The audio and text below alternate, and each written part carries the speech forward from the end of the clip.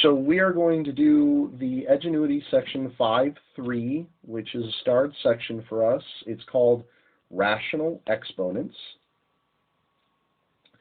There are two objectives to this section. One is to evaluate numeric expressions using properties of rational exponents. Rational meaning ratio, meaning fractions. So we're going to be looking at exponents that are fractions. And the second objective is to simplify algebraic expressions using properties of rational exponents.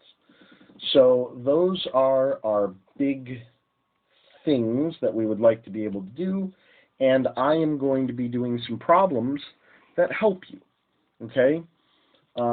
These are the first two questions that we're going to go over. What is, and let me tell you how to read this, the 8th root of 6. That's what that is right there, the 8th root of 6. And the question is, how would we write it in exponent form? We're not going to get an answer.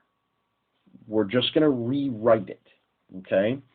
And so the idea is you take this number inside what's called the radical. That's the symbol. That's this symbol right here is the radical.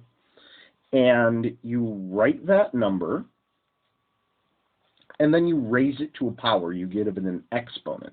And the way you know what exponent to give it is you look at this number here, and you do 1 over that number is the exponent. So that is the 8th root of 6 in exponent form, or simply read 6 to the 1/8 power. Okay? If you have questions, feel free to unmute and ask me, or put them in the chat. I will put the chat up so that I can keep an eye on it.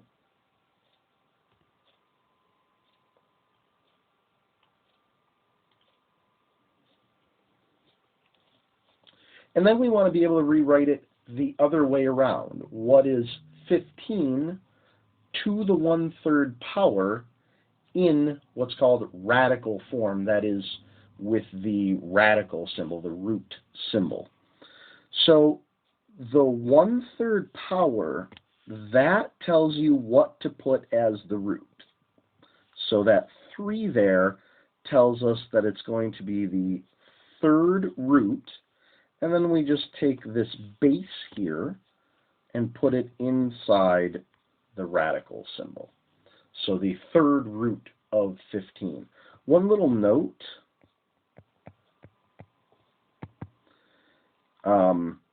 square root, so if I had like the square root of 7, square root is to the 1/2 power. We don't write a 2, but there's like an understood 2 there. If you don't see anything, it's the square root. And so that means it's to the 1/2 power. Let's continue on. And if you have a question or you need me to slow down, please let me know somehow. So we're going to do some more of these, and now what's going to happen is, what happens if we also have a power with the root? So in this one, we've got the 4th root of 81 and then raised to the 5th power. And here's how that works. That would be the 81 is the base, and then the 4 tells me to raise it to the 1/4 power, and then that gets raised to the 5th power.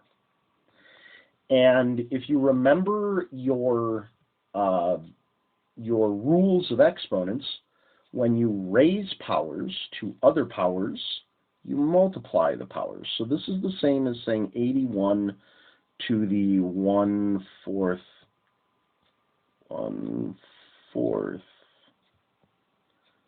times 5 power. And when you multiply a fraction by not a fraction, you just multiply to the top. So it would be 81 to the 1 times 5 is 5, and then you keep the bottom. So 81 to the 5/4 power. Okay? So let's do it the other way. What if you had the exponent part on the inside? That is the 4th root of 81 to the 5th power.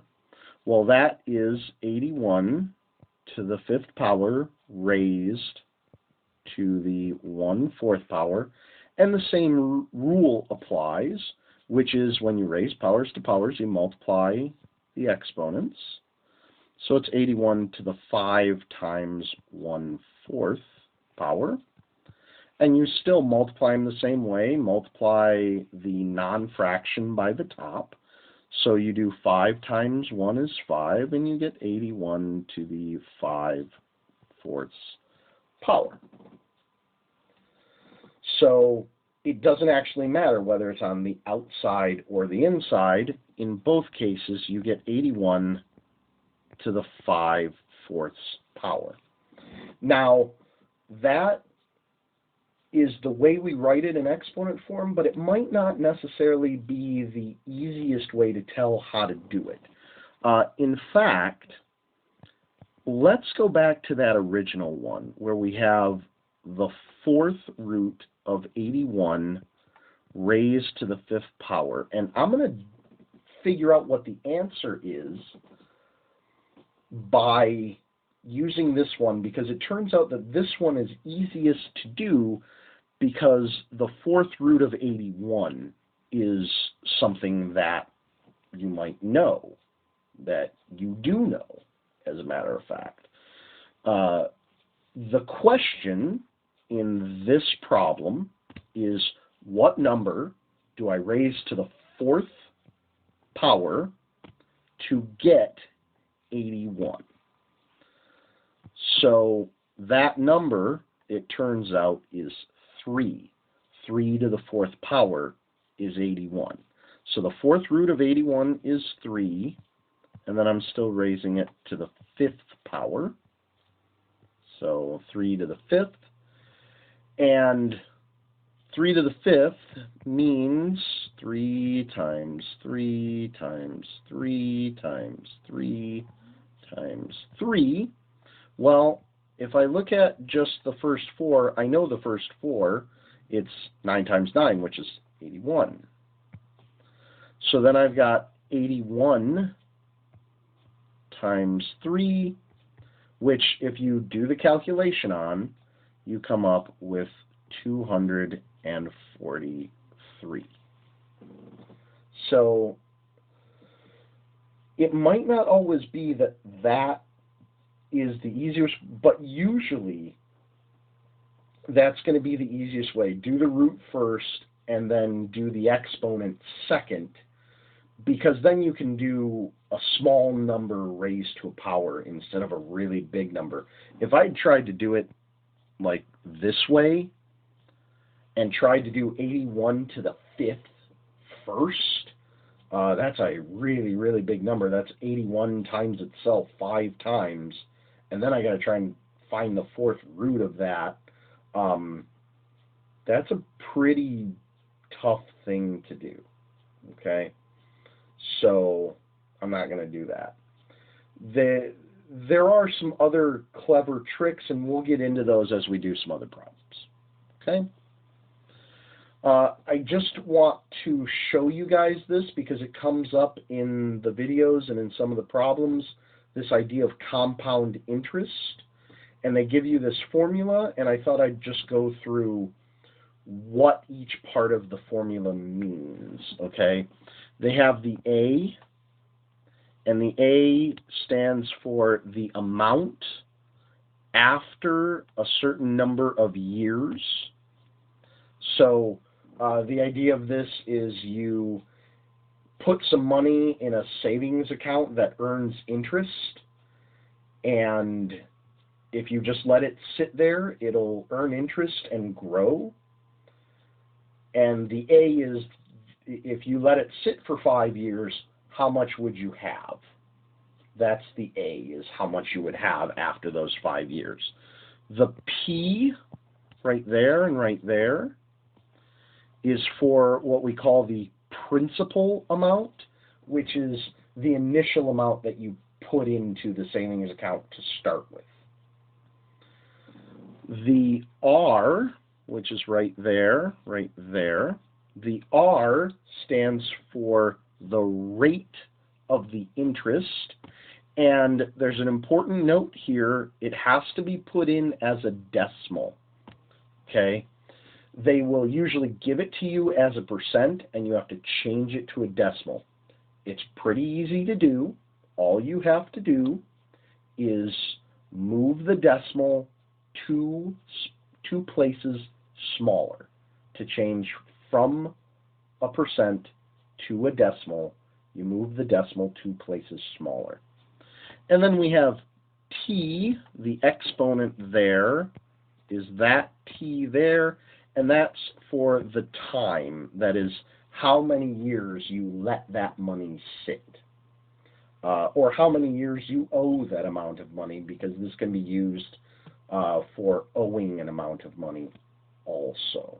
Okay? So that's just to give you an idea of what things stand for. Let's do a tougher problem, which is we want to simplify this weird-looking problem right here. 10 over 10 to the 3/4 power. So let's take a look at what that really means. First of all, a little note, and that note is that division is multiplication by reciprocal. Reciprocal. That is going to be kind of an important thing here. The other thing is you might note that 10 is the same as 10 to the 1st power. The other note is that reciprocals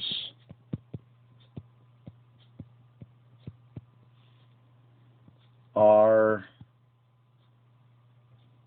opposite exponents. And we're going to really use that, okay?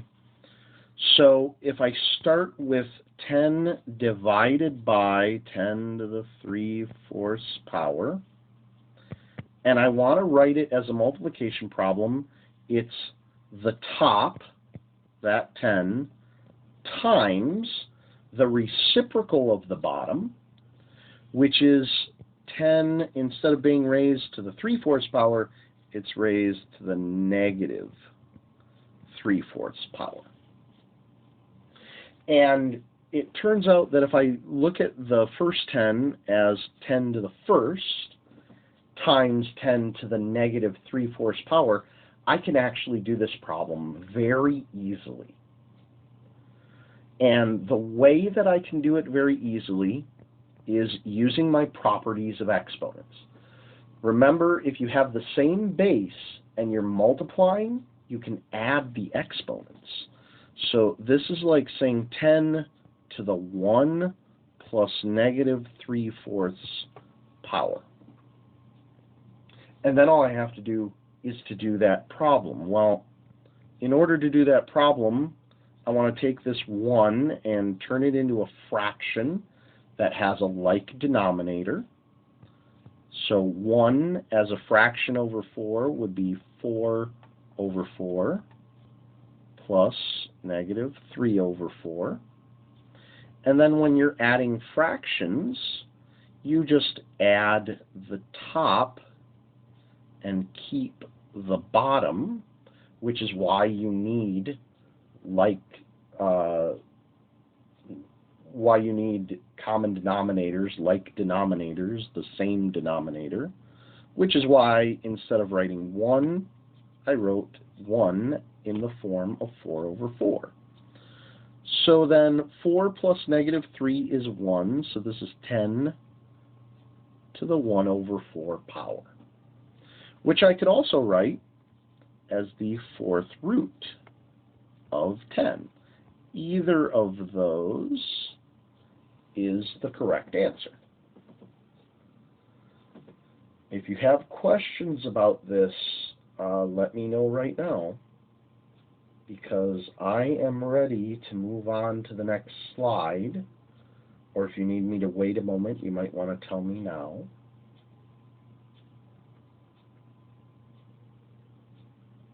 Okay.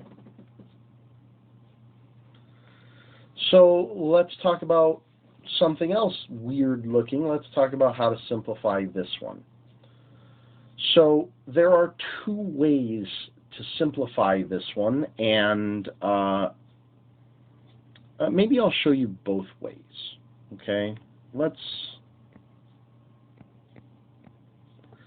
look at how you might do it one way. Whoops, that's the 3/8 power. Let's look at how we might do it if we do the inside first, as you might be tempted to do. Okay? That is not the only way to do this, but it is one way to do it.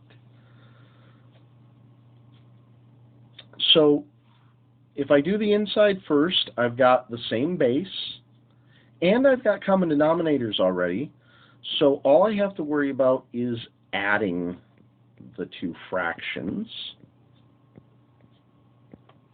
It's still all raised to that third power out there. So 1/8 plus 3/8, you add the top, keep the bottom. So that would be 1 plus 3 over 8, which is 4 over 8. And that's still raised to the third power. And then the other thing you might notice is that 4 over 8 is a fraction that you can reduce to 1 over 2, and you can do that here also, raised to the third power. And then we multiply the powers. So we have 5 to the 1/2 times 3 power.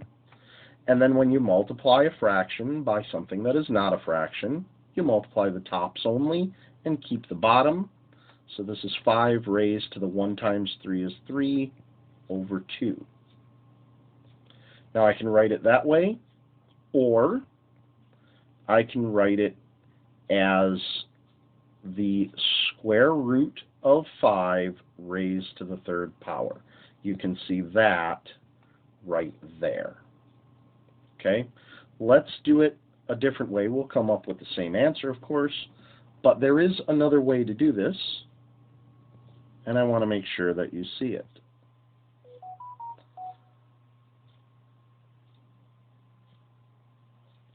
So we've got 5, that 8 didn't turn out very good, did it? There we go.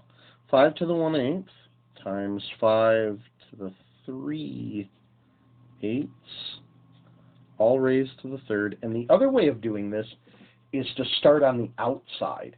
And as long as I'm multiplying, and only multiplying on the inside, I can pull this trick. I can take this and multiply it by each of the powers. So then I would be multiplying by the top only, and I would have 5 to the 3/8 times 5 to the 9/8 power. And then I've got like bases, so I add the exponents, so that's 5 to the 3/8 plus 9/8 power. 3 plus 9 is 12, so this is 5 to the 12/8 power. And then I can reduce all of that by 4 to get it to be, again, 5 to the 3/2 power, which, again, I could write that way.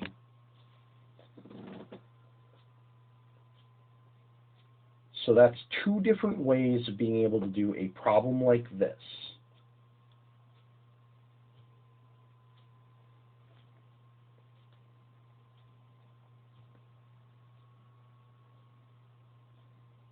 Okay, let's move on then. Now we're going to do a big problem. Okay, this is going to sort of combine a lot of these rules and a bunch of old rules all at the same time. So, what are we going to do with all this crazy stuff? Well, what I like to do is I like to look at this and I like to say, okay, well, let me give this to everything, just like I could have in the last one, and do the same thing here. And I can do that because it's all multiplication, and I'll do the same thing here. And then I'll look at it again, okay? So that'll be 4 to the 3/4 power times x to the 3/4 power times y to the 1/2 times 3/4 power. And when you multiply fractions by fractions, you do top times top, bottom times bottom. So this is y to the 1 times 3 is 3, and 2 times 4 is 8 power. Times 2 to the 1/4 power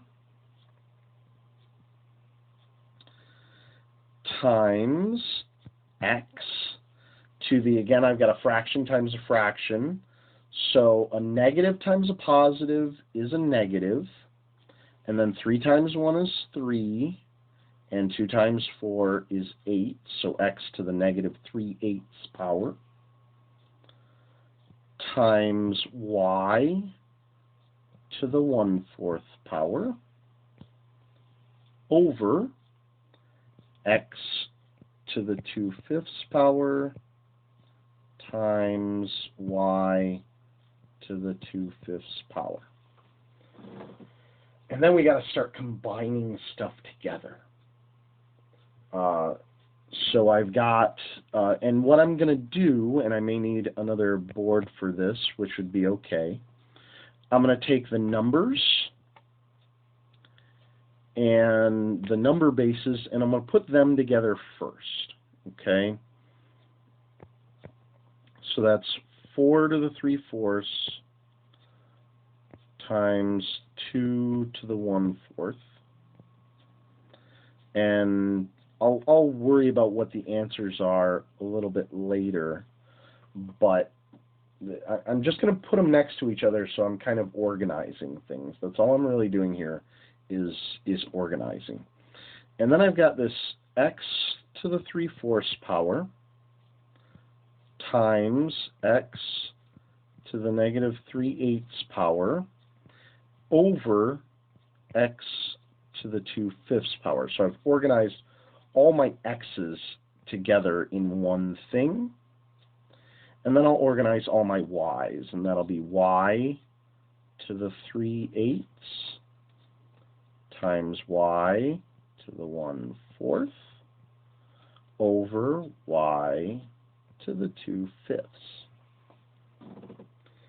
So that helps me organize things, and then I can start worrying about whether I can put things together and that sort of idea.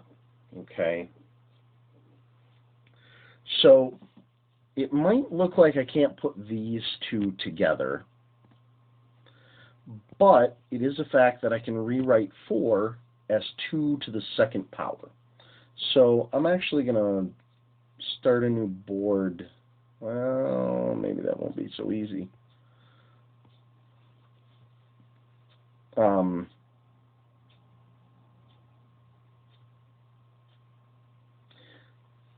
So to continue this, instead of writing 4, I would write 2 to the 2nd. And then I'd have 2 to the 2nd to the 3/4 power times 2 to the 1/4 power. And then I'd be able to put everything together there. In this one, I could do some math to maybe get common denominators between this and this. And then I would say times x to the negative 2/5 to use the reciprocal. Same thing, whoops, I forgot my 5 there. Same thing here, where I'd start putting things together as much as I could. This doesn't simplify real clean, but I wanted to show you the idea of how you would tackle a big problem like this. You turn it into several small problems. You're not asked to do anything this huge on any of the quizzes or tests or any of the assignment problems, so don't worry too much about that. It's just the last thing I wanted to show you there. So now let's talk about the other section, section 5.3, which is called adding and subtracting radicals.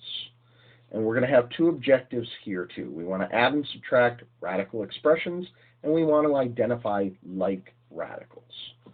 So let's look at how we would do that. And this is mostly going to be working our way through problems, okay? And it says, choose the ones that have like radicals. Radicals, again, are this symbol and the stuff inside it. So if you look here, this one and this one, the only thing that's different between them is the number out front. And when we say choose like radicals, we're not worried about the number out in front. We are worried about the root part. So as long as that is the same, we're okay. And as you can see there, those two are exactly the same. So these two are definitely alike. So then the question is, what about that one? And I want to point something out, that there's a 3 here that there is not there or there. Okay? And that makes this one different. So we're going to say no. That one's different. However, let's look at this one. Now, that last one, part D, it's the exact same stuff in here, just moved around.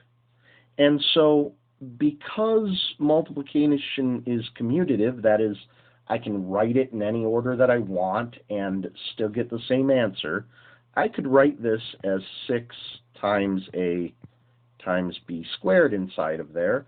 Notice there's nothing out here, like the 3 that messed us up over there. So then this one becomes exactly the same also, and so D is a like radical as well. So I hope that helps with like radicals. Let's look at something else. Let's look at how you would add and subtract some of these problems. Here's the idea. You can add and subtract like radicals in the same way that you do like terms. Okay?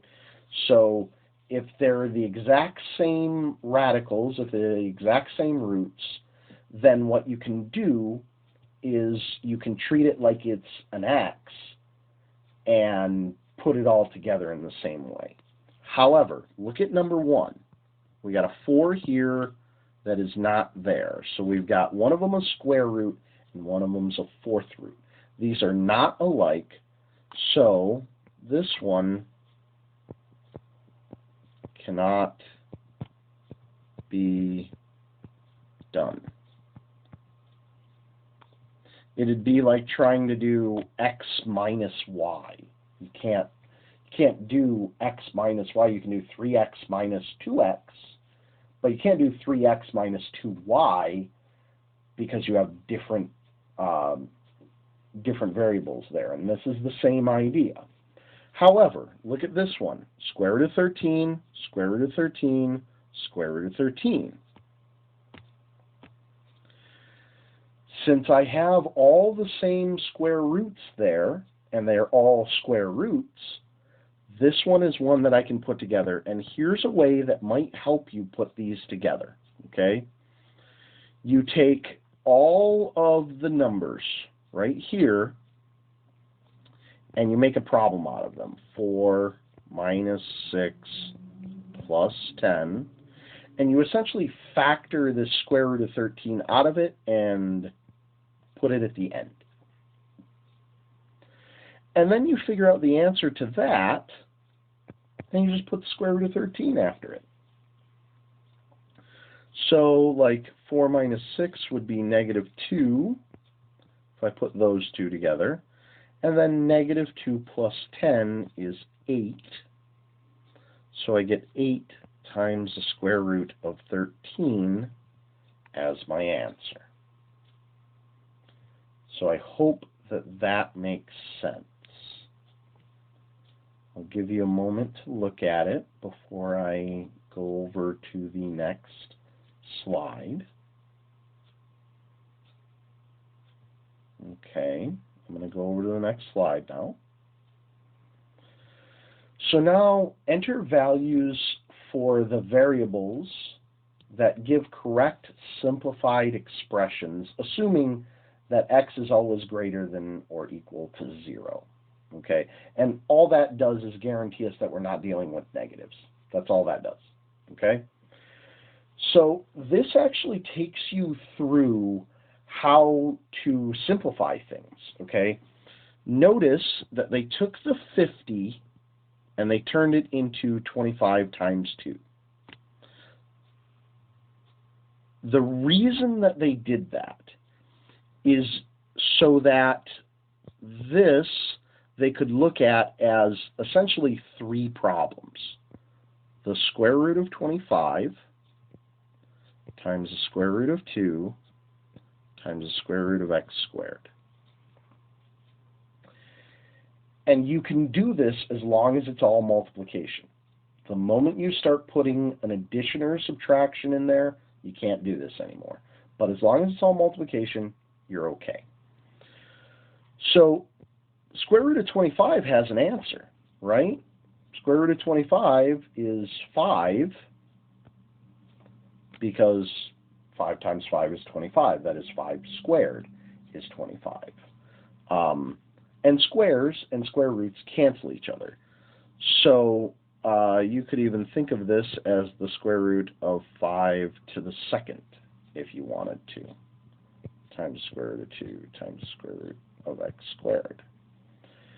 And so this square root cancels a square. Same thing with the x squared. The square root cancels a square, and so we get the 5 and the x on the outside without a square root. And then this square root of 2 is the only thing that's left. So this would be 5 times x, and you would leave that square root of 2, meaning that the b would be equal to 2. I hope that makes sense.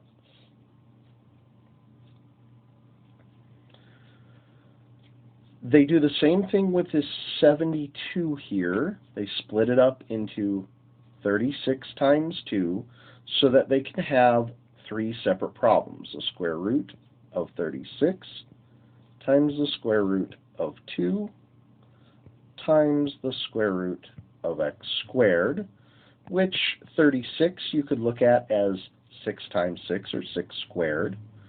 So you could call this the square root of 6 squared times the square root of 2 times the square root of x squared, and then a square root cancels a square, and a square root cancels a square. And then you would be left with just the 6 and just the x, because the squares and square roots cancel each other, and then the square root of 2. And so the g that they're talking about here must be that 6. So I hope that helps with those types of problems. There are, I think, 2 problems from the practice set that I'm not doing, that I'm leaving for you to do. Okay? Let's talk about how to simplify this one, and this is going to build on that idea that you can separate them apart and do some clever stuff with them. So I've got 4 times the square root of 3, and 3 I can't break apart. And then I've got plus 11 times the square root of 12, and 12 I can break apart. 12 is 4 times 3. It's also a lot of other things, but one of the things it is 4 times 3. So I've got 4 times the square root of 3, which is different, plus 11 times, and because I've got multiplication in here, I can split this up into 2 parts, times the square root of 4 times the square root of 3. And that has an answer, right? The square root of 4, what do you square to get 4? You square 2.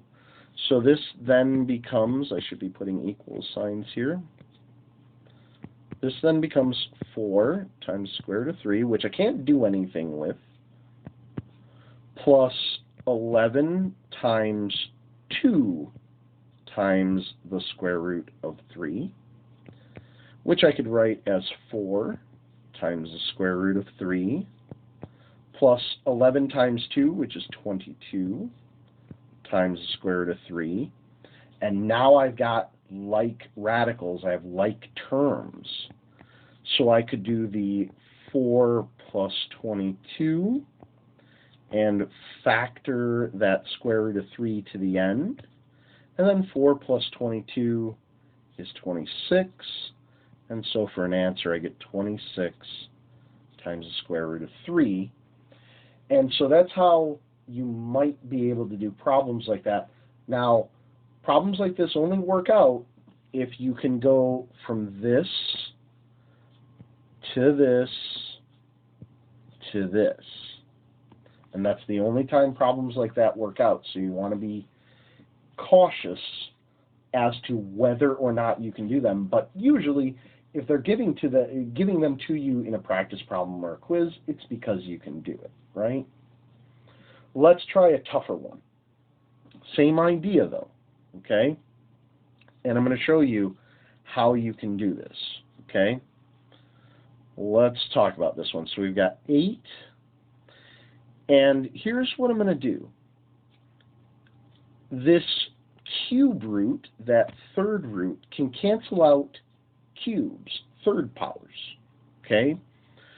I've got nothing but multiplication in here, so I'm going to split everything up into little pieces, littler problems. So 8 times the third root of a to the 4th times the third root of b to the 3rd times the third root, or the cube root, of c to the 2nd, or c squared, maybe, minus 14 times a times b times the third root of a times the third root of c to the 2nd power. So let's see how we might even be able to break that down even more to be helpful. Okay? That's 8 times. Now, the third root of a to the 4th doesn't help me so much, but what if I called a to the 4th a to the 3rd times another a? Well, that might be helpful. And then I've got this cube root of b cubed. The cube root cancels out the cube and leaves me with just b. Now, there's nothing that I can do to this one that helps me any, so I'm going to leave it as the cube root of c to the 2nd. And then there's nothing really that helps me on this side by having separated those two, so I'm going to go ahead and put them back together to have the cube root of a times c squared. I took them apart, I can put them back together, right? So now this one I can take apart even further. So I've got 8 times the cube root of a cubed times the cube root of a times b times the cube root of c squared minus 14ab times the cube root of ac squared. Okay, so now I've got a cube root canceling a cube right there. That's awesome. So now it's 8 times a.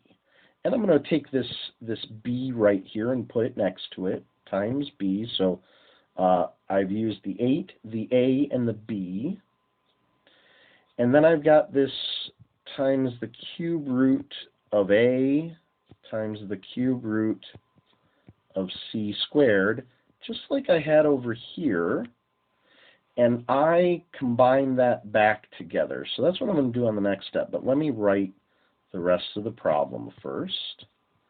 And you should be seeing that now we're going to have something that we can put together, right? So now we've got 8ab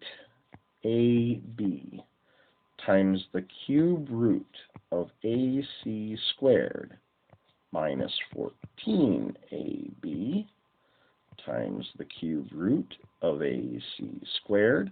So I've got the same root twice, and even better, I've also got the same set of variables attached to the numbers on top of that.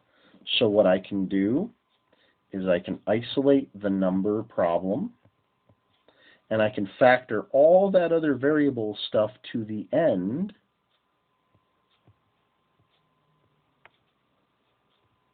and that will allow me to put the numbers together and get an answer. 8 minus 4 is negative 6 times AB times the cube root of AC squared, and that is my answer. So take a moment to look at that one, digest it a little bit. That's a longer problem. That's probably one of the longer problems that you would have to do in the assignment or in the quiz. This is probably one of the longest problems that you would have to do, this type of problem. So as long as there are no questions to this problem, I am going to be getting ready to move on to the next one. So here we go. Here's another one to simplify. Now this one's a lot easier to simplify, right? This one, look at that. I've got a square root of an a square root of an a. I've got a y, I've got a y. So I can take this y times the square root of a part, and I can factor that to the back, and I can say that gives me a problem, 6 plus 7 times y times the square root of a. And then 6 plus 7 is 13, and so I get 13y times the square root of a. And that's it. That's the answer. So that's a nice shorter problem. Same idea as the other problem, just shorter. So I'll give you a chance to look, a moment to look at that, and then I will move on to the next problem. Okay. Here we go. All right, now let's talk about a problem like this. Notice the numbers inside the roots are different.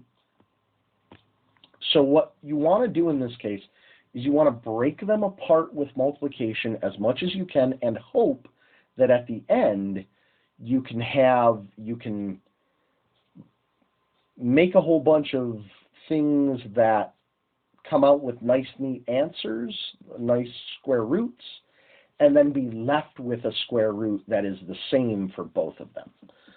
So one thing you should be thinking about is, how can I break this up so that it's at least got a square times a number? For example, 20 is 4 times 5, and 4 is a perfect square. Minus 80 is, well, I don't know exactly. But I do know that it is 10 times 8. And that's okay. I will break it down more to look for squares from there. Okay? So then I've got the square root of 4 times 5 minus the square root of, well, 10 is 2 times 5. There's a 5 in common all of a sudden. And 8 is 2 times 4. That's helpful. I got a square of 4. So here's what I'm going to do. I'm going to start breaking things up. Square root of 4 times 5 is the same as square root of 4 times square root of 5 minus. Now, I'm going to take these 2's and I'm going to imagine multiplying them together. 2 times 2 is 4, or also it's 2 squared. And square roots cancel squares, so that's nice. And times the square root of 5 and times the square root of 4. So, square root of 4 has an answer, right? The question is, what do you square to get 4? And the answer is 2. So over here I've got 2 times the square root of 5. Square root of 5 doesn't have a nice, neat answer. The question is, what do you square to get 5? And it turns out that that answer is really complicated. So we just leave it as the square root of 5. Minus, okay, this square root cancels that square, and I'm left with a 2. This square root of 4, its answer is 2, so now I've got 2 times 2 times the square root of 5. Well, that seems like it's going to turn out nice and neat. So I've got 2 times the square root of 5 minus 2 times 2, which is 4, times the square root of 5. And then I can factor out the square root of 5 to the end and have the 2 minus 4 times the square root of 5. 2 minus 4 is a negative 2. So now I have negative 2 times the square root of 5 as an answer. So breaking them apart into things that multiply to make them is how I was able to get to this answer. Let me give you a moment to look at that, and then I will go on to the next slide.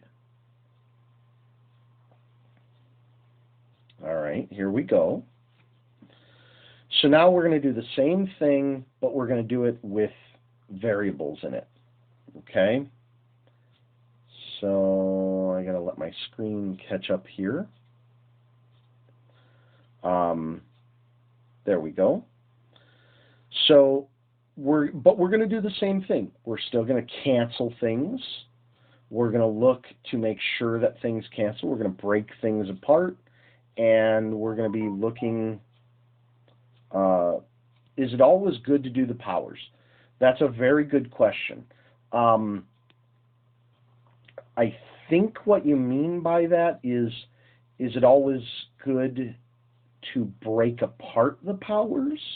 And the answer is yes, to a point. You want to break them apart until you get things that can cancel with the roots.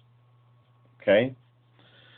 For instance, in this one, so I've got this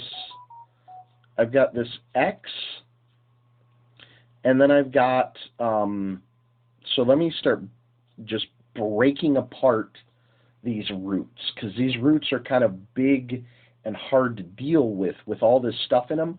But notice that they are all multiplication, so I can break it all up. So instead of calling it the square root of 5x y to the fourth, I can call it the square root of 5 times the square root of x times the square root of y to the fourth. And then I'll worry about breaking those individual square roots apart more, but I'm not going to worry about that quite yet. So then pluses and minuses are your big separators. They're the things that you can't start, you can't really cross those plus or minus lines. So then in this one, I've got the square root of 405, which we'll have to break apart, times the square root of x to the third, which we'll break apart, times the square root of y to the fourth, which, hey, if we can figure out that answer, then we already have that answer, minus, then we'll have to break apart 80, square root of 80, times square root of x to the third. So, hey, if we can get that one, we'll already have that one. And then times square root of y to the fourth, which we know if we get one of them, we can have them all. So let's start figuring out how to break all this up. Well, square root of 5, I can't break up, so I'm going to leave it like that. Square root of x, I can't break up. I can only break up variable stuff if they have exponents with them. So I'm going to leave square root of x. So let's tackle the square root of y to the fourth. Now, it would be convenient, it would be really nice if I could have y squared. Because if I had y squared, then the square root would cancel the square. And in fact, I have two of them there, right? Y to the fourth is the same as y squared times y squared. So I'm going to write it that way. Y squared times y squared. And then I'll break that up into two of them, and then they'll both cancel. And that'll be really nice. Plus square root of 405. So now I got to start thinking, how does 405 break down? Well, I can certainly divide it by 5. That would be 5 times 81. Hey, I know the square root of 81. 81 is 9 times 9, 9 squared. So I would square 9 to get 81. So I want to write this, instead of writing it as 405, I want to write it as 5 times 81. And then I'll be able to break that apart. Same thing here with x cubed. Having x cubed doesn't help me, but having an x squared would. And x cubed is just x squared times another x. Y to the fourth, we've already broken down the way we want it, so I'll copy that. Y to the second times y to the second, minus, okay, how does 80 break down? Well, it'd be nice if I have a 5, because I see square root of 5 in so many places. And then what's 80 divided by 5? Well, that is, I think, 16, which is really nice, because 16 is another perfect square, right? 16 is 4 squared, so that's nice. So I'll write 80 as 5 times 16.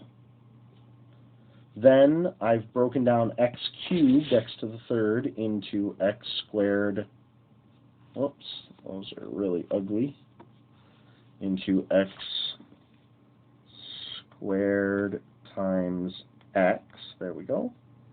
And I've broken apart y to the fourth into y squared times y squared squared. So now I can start figuring things out here. So I've got x times the square root of 5 times the square root of x, which I can put all back together because there's no way to take those apart or bring anything out of them. So I'll leave those together like that. Times the square root of y to the y squared times another square root of y squared. So I've taken this and broken it up, plus square root of 5 times square root of 81, which I'm going to leave separate because square root of 81 has an answer, times square root of x squared, because I'll be able to cancel there, times that square root of x, which I won't be able to do anything with, times square root of y squared, which I'll be able to cancel, times another square root of y squared, which I'll be able to cancel, minus square root of 5 times square root of 16, because square root of 16 has an answer, times square root of x squared times square root of x. Oh, I gotta squeeze this in. Forgive me for having to make it smaller. Times square root of y squared times square root of y squared. And then I can start getting a bunch of answers. Okay? Square roots cancel squares. Look at all these square roots canceling squares everywhere. Look at that. Happens in lots of places. So that'll be nice. So now I've got x times square root of 5x times y plus, notice I have a square root of 5 and a square root of x right there. And I'm going to put those together in one square root of 5x, just like I did over on the left there, times the square root of 81, which is 9, because 9 squared equals 81, times that, which the answer is x for. I've already taken care of that square root of x, times square root cancels square, left me with y, and happened again, left me with another y, minus. Now I'm down to the last one.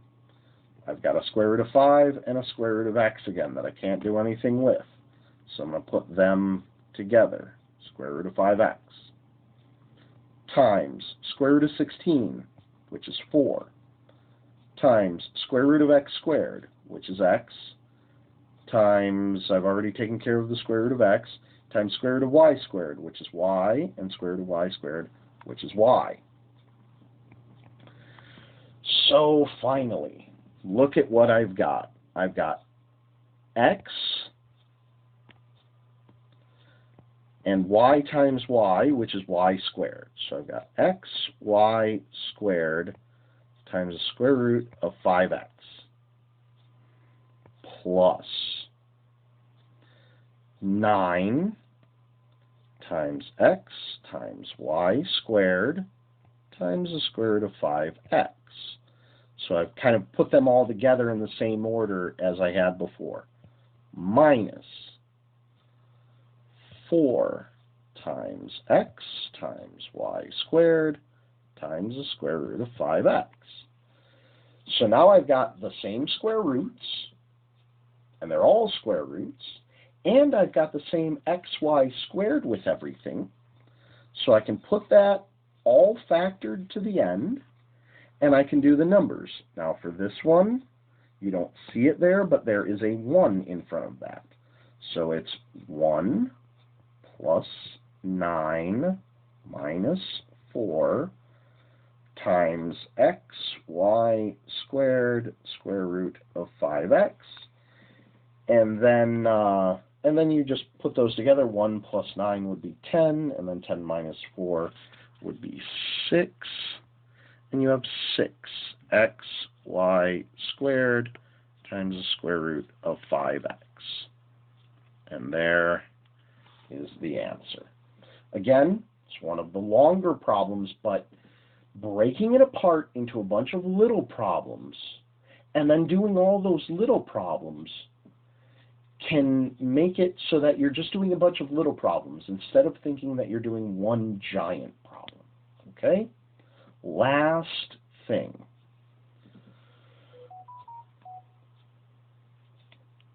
And I'm doing this just to show you that there will be some word problem stuff in here. And actually, Arshela, you get to be the one person who gets to know that this is an actual quiz question. It may or may not come up on your quiz, but it is an actual quiz question. So, this formula, S equals the square root of SA over 6, gives the length of one side of a cube with a surface area of SA. So the S and the SA are standing for different things. The single S by itself is a side. The SA together is surface area. And the question is, how much longer is the side of a cube with a surface area of 180 units than a cube with a surface area of 120 units? So we have to calculate these two different S's. One of them will be the square root of 180 over 6.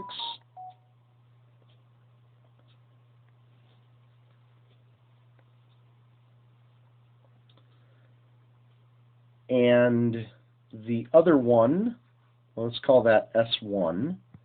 And the other one, S2, will be the square root of 120 over 6. Now, what's really nice about both of these numbers is that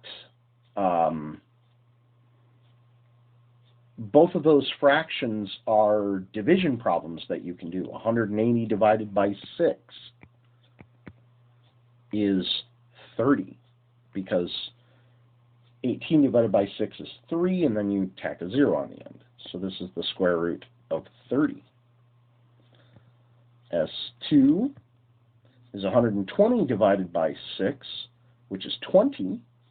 So this is the square root of 20. So then you want to start breaking those down, as we've done with other stuff. 30, you would hope, would be something and a square. What is, well, let's see, it's 3 times 10, which is 3 times 5 times 2. Well, that doesn't help us at all, so let's just continue calling it the square root of 30. S2 is 2 times 10, or 4 times 5. That does help us. Square root of 4 is 2, so I can have that. So if I wanted to do the square root of 30, if I wanted to find out how much bigger it is, all I would do is the side 1 minus side 2, which would be the square root of 30 minus 2 times the square root of 5. And actually, it turns out that that's the answer. I could get a decimal approximation for it, but I'd have to put it all into a calculator. And we all know how to put stuff into a calculator, so I'm not going to bother to put this into a calculator. So that is the answer, and in fact, I think that might be the answer that you see in the problem. So that is the first 2 starred sections.